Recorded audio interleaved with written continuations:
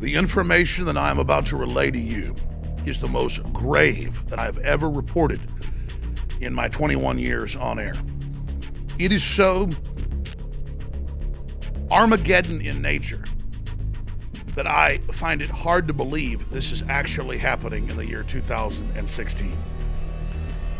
The United States, hijacked by globalist forces, has openly in the last week declared de facto war against Russia. Why haven't we sent a message yet to Putin? We're sending a message.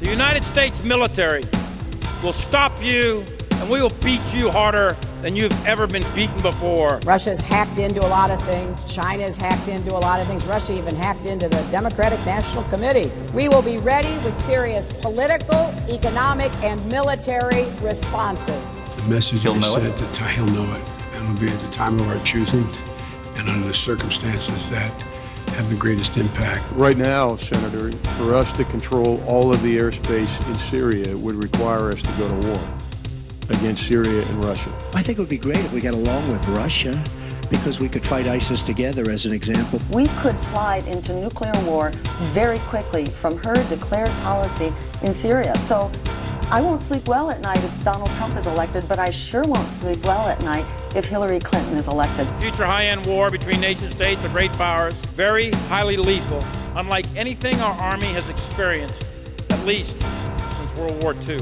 So a message is going to be sent. Will the public know it? I hope not.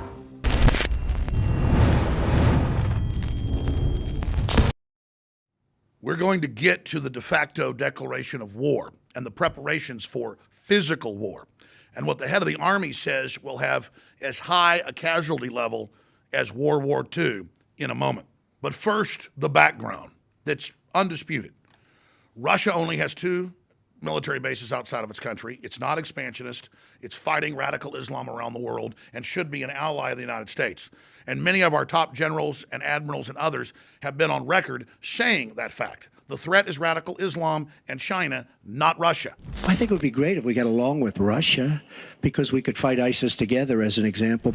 The reason the globalists are so upset at Trump is they know he's being advised by the former head of Defense Intelligence, General Flynn, who exposed the fact that Obama and Hillary were expanding ISIS and Al-Qaeda worldwide 3 years ago. You are basically saying that even in government at the time, you knew those groups were around, you saw this analysis, and you were arguing against it, but who wasn't listening? I think the administration. The administration turned a blind eye to your analysis. I don't know if they turned a blind eye. I think it was a decision. I think it was a willful decision. A willful decision to go support an insurgency that had Salafists, Al-Qaeda, well, and Muslim a willful Brotherhood. decision to do what they're doing.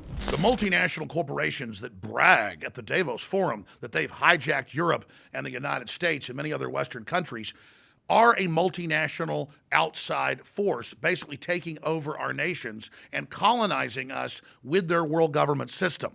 So they need to have an outside threat to fool nationalists to give up their sovereignty to globalism in the name of protecting nationalism. That's why when the UK pulls out of the unelected dictatorial EU, mainstream media claims the Russians are behind it. That's why when Donald Trump and myself and others call for restoring our borders and doing better trade deals and not ceding our authority to the TPP, they claim we're Russian agents. Because Russia itself is pulling out of the New World Order. The UK is doing it, and so are we. So if you're a foreign group taking a country over, what do? You start pointing fingers at the patriots internally who are trying to save the country and claim they're foreign Ruski agents. By midsummer, we had seen WikiLeaks, DC Leaks, and other organizations dump hundreds of thousands of pages of hacked emails on the web showing the organized crime operation going on between the Democrats, the mainstream media, and the foreign banks that literally own and control them. So to divert the public from the crimes they'd committed, they doubled down and said, see, the Russians are involved in taking over our elections and manipulating things, but they showed no evidence. By late August, Hillary Clinton was 10 to 15 points in national polls behind Donald Trump. They were panicking. I began to see rumblings from the UN and the EU that they were going to send 10 times the number of observers they normally would to oversee our elections. That's why I went on air and said we need to look at the attempt by Hillary to steal this election. She stole the nomination from Bernie Sanders. The sky's the limit. Obama came out 2 weeks later and basically said I was crazy. Election fraud didn't exist. Then, 2 weeks after that, they announced that they were going to federalize the elections to keep them safe from right-wingers and the Russians. Then, on September 1st, Democratic Party nominee goes on national television and says that if we think Russia has launched any type of cyber attack on the U.S., that we'll launch a cyber attack on them and maybe even use physical military force. You've seen reports. Russia's hacked into a lot of things. China's hacked into a lot of things. Russia even hacked into the Democratic National Committee. Maybe even some state election systems. So we've got to step up our game. Make sure we are well defended and able to take the fight to those who go after us. As president, I will make it clear that the United States will treat cyber attacks just like any other attack. We will be ready with serious political, economic, and military responses. On cue for the next month, the leading story every night is that Russia is taking over the elections, that Russia has spies everywhere, and that Donald Trump works for them.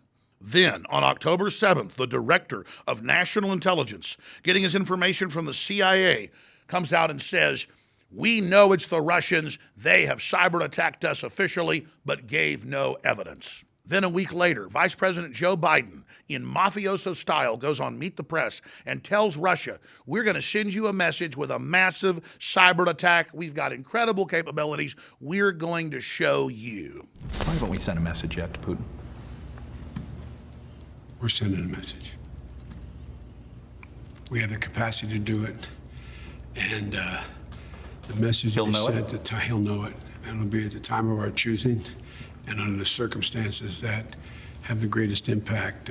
The capacity to fundamentally alter the election is not what people think, and I tell you what, to the extent that they do, we will be proportional in what we do, and.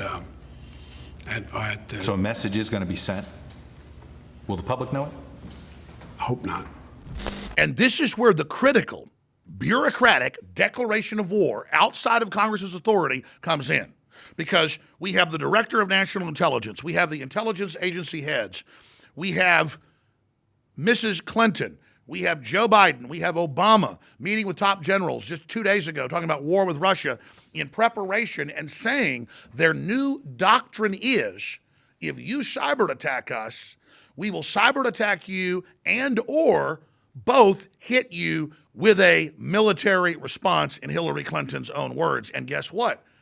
That's the new NATO doctrine they announced a month ago, that they may hit Russia first, or if any cyber attacks, any hacking of any type come from the massive country of Russia, that they will take that as an act of war.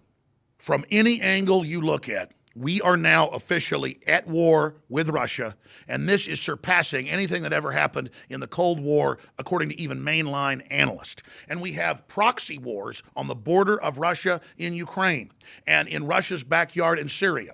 And we have top generals in Congress, like the chairman of the Joint Chiefs, Dunford, saying, look, you're asking me to put up a no-fly zone and shoot down Russian aircraft. They're going to attack us back. That is an act of war. Right now, Senator, for us to control all of the airspace in Syria would require us to go to war against Syria and Russia. In summation, why is all of this happening?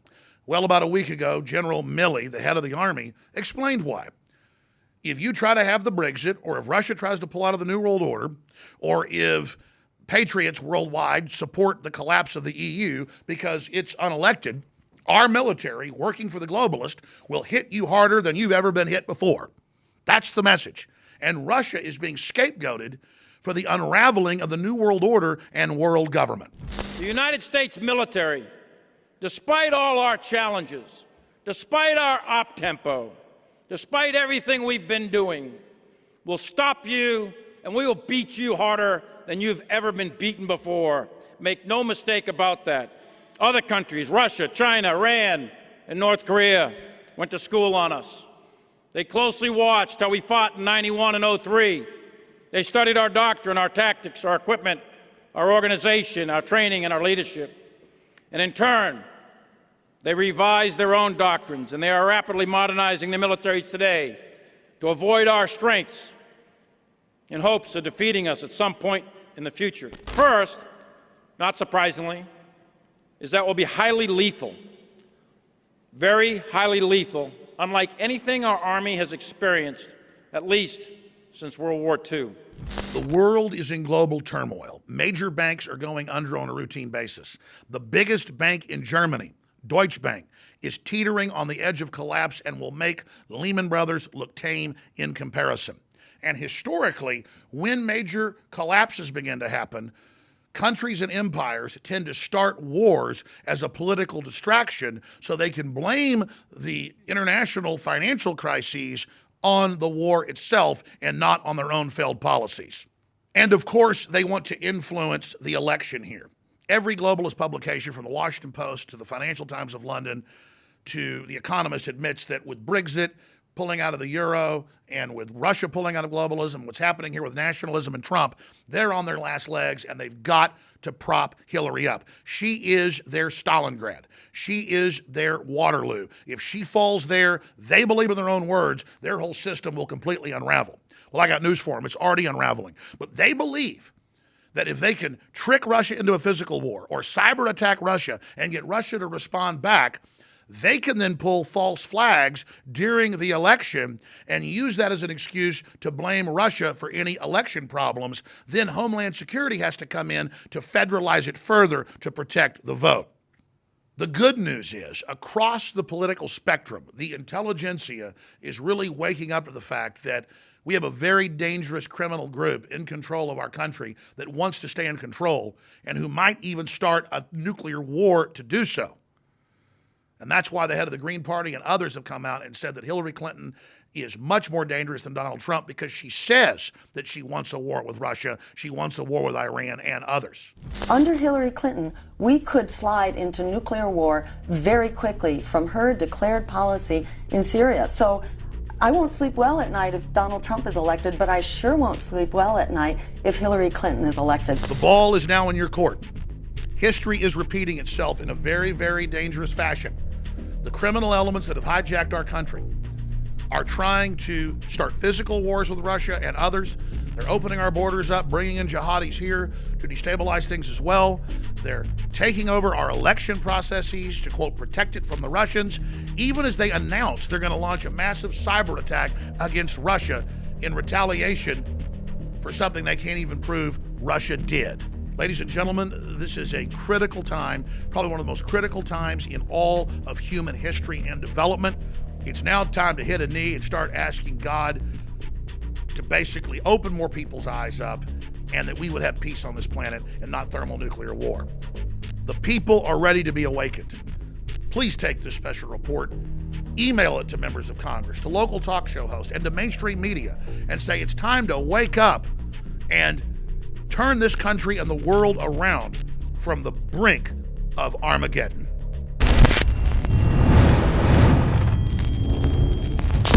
Look, I'm not going to sit here and say, see, I told you so, that communist Chinese-style net censorship was coming to the web, because it's already here.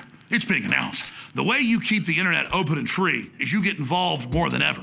Go to Infowars.com/app. A new battleship in the fight. Infowars Live, available right now. We're looking for a crew to man it. You gonna sit down and play games and be a trendy? Or are you gonna be part of history? Don't sit by and let the internet and free speech be stolen from you. Take action.